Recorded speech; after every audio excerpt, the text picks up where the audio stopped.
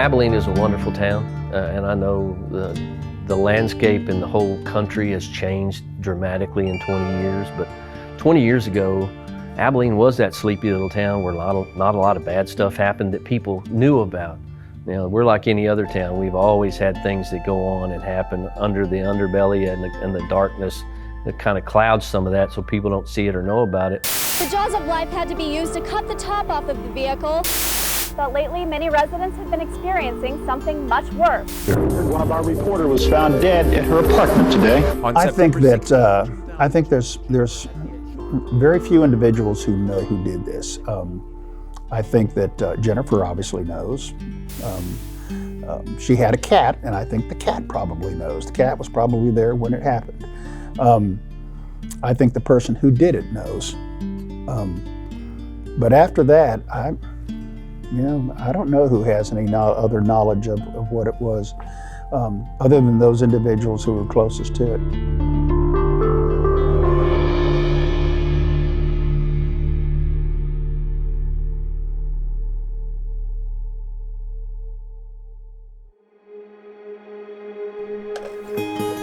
My name is Downing Bowles. I am the county judge of Taylor County, Texas. At the time Jennifer worked at the television station, I was the evening anchor at KRBC television. To be honest with you, when Jennifer first started working at the station, I hadn't had a chance to meet her yet.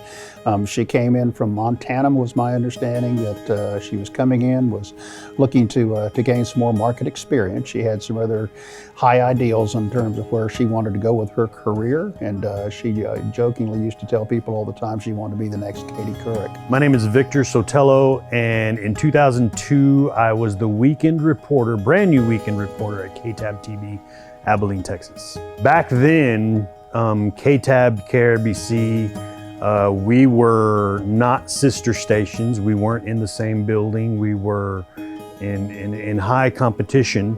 And the video that is always shown of Jennifer Servo reporting with a big plane in the background, that was actually at Dyess Air Force Base. Reporting from the flight line at Dyess Air Force Base, I'm Jennifer Servo, KRBC 9. That is the spot that that I first met her. Back then, if you were a weekend reporter, you always ran into the other weekend reporters that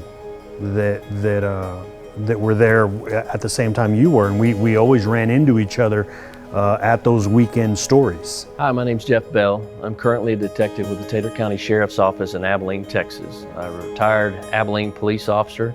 I was a detective for the Abilene Police Department for approximately 10.5 years. Jennifer was the new girl at the station. Normally what would happen is the cameraman who was assigned to the newer reporters would bring them to the law enforcement center to make introductions and things of that nature. That happened with Jennifer on several occasions. She seemed to be a very bright, very bubbly personality. We could tell that she was probably going to do well in her current role. Well, hello and welcome to this week's edition of Big Country Politics. I am Manny Diaz. Our special guest this week is the father of Jennifer Servo, Mr. Norm Olson. This year marks the 20th anniversary, the 20th year of her death, her tragic death. How much does this kind of just continue to live with you? I mean, is this a daily type of thing? Yeah, it's daily. When she lost her life, it's like all the songbirds all the songbirds died and all the magic disappeared in my world. You know, my day usually started about 2 in the afternoon, but that day I came in at about noon simply because there just wasn't anything else going on at home. And so I came into work, and the assignment manager was sitting there at her desk and was in the process of kind of putting the board together and everything else like that. So we just kind of started talking, and I said, so what's going on? And she said, we're looking for Jennifer Servo. And I said, what's that all about? And she said, well, she didn't show up for work this morning. And so she had been off for a couple of days, and she didn't come in for work this morning. And so we're trying to make sure we can get a hold of her and make sure she's okay. And I said, oh, okay. And then she added, she said, Our news director, Toby Dagenhart, is over at her apartment right now and is meeting with the maintenance crew over there, see if they can get access to her apartment just to check and make sure she hasn't fallen or something else like that where she couldn't get help if she needed it. Back when we had this old scanner system, if you heard one beep, it would tone out one tone. And it was a real low tone as far as the pitch, not the volume. It was a low tone, and if there was one tone, you really didn't pay much attention to it. If there was two tones, you know, even then you don't pay too much attention to it. If there are 3 and 4 tones in a row, that's when, if you're on call or if you're in the newsroom like we were that day, you perk up and you listen to what the dispatcher is going to say. At that point, the scanner traffic came in and they said, we need a JP and at this location. And when we heard that, the assignment manager, bless her heart, and I'll never forget this, she just let out this, I can't even describe the kind of scream it was, but it was a scream. She just fell to her knees and covering her head and was just, you know, it was just a loud scream. And it was sort of the realization of the worst thing that could possibly happen to you or the worst news you could ever get. First thing I said was, shut up, so that I can hear what the scanner is saying. And maybe it's not her, maybe that's another call that they're going out. We've got to listen to it and see what it is. And it was shortly after that the news director called and told us what had happened and what they had discovered over there. And so by that time, it was just, you knew that everything has changed here. It's not ever going to be the same as it was. I'm Jennifer Servo. Jennifer Servo reporting. Our reporter was found dead at her apartment today. As the afternoon was progressing, I was going, well, I can load the newscast with all kinds of, you know, national, international stories and things such as that to fill the time that we need. It was about that time they walked in and said, we think we're going to not do the newscast at 6 o'clock. And I said, okay, let's talk about this. Okay, so I told them and I said, my concern here is that if we don't do a newscast, people are turning to us to see what the news is, okay? And if we don't do a newscast, I'm really kind of concerned that people are going to go, what in the world's going on? This is the people I turn to for my news, and they are the news tonight, and there's nothing here that they're mentioning about this. So I'll go back to that day that we're doing live shots in her, you know, in front of her apartment. We came back, we got interviews, we got video, and obviously you have to come back to the station, you have to write a story. I can remember this clearly. You have 3 TVs, and I think it was right in front of Bob's desk back in those days over on 277, and you're watching to see what each station is going to do. When we started the newscast that night, it really begins to hit you for the first time that you're having to publicly say what has just happened here. Through tears, especially Sherry was, you know, said what happened. And so, as we started to read that, I could hear in her voice, it was starting to shake and quiver. And I knew that she was suffering. And then they went off the air, put up a candle and a picture of Jennifer for the newscast. And we were, you know, looking back, you know, what else can you do if you're them? I think the other part of it was, though, that in looking at how we handled that as a television station, I think that we handled it differently than we would any other murder that we might cover in the news. We never stopped our newscast for, you know, and put pictures and slides up of anybody else. Why did we do that with our employee?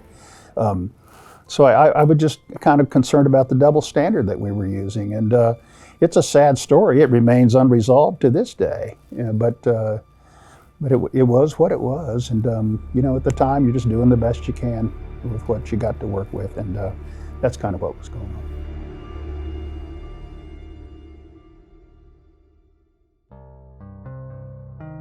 Can't tell you a lot about the actual crime scene. We've been withholding some information for the media just as an investigative technique.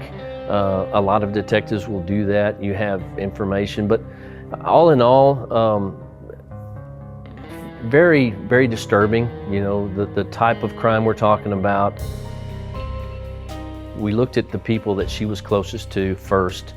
So that was a couple of guys that one guy that she worked with, Brian Travers, who was a very close friend of hers, that she worked with at the station. She also had a boyfriend, Ralph Sepulveda, who had accompanied her here from Montana. In the years following the homicide, I did learn a lot of information about his background. And Abilene police are well aware of that. They followed up with interviews. And shortly after the investigation got underway, Ralph decided that he was going to leave Abilene.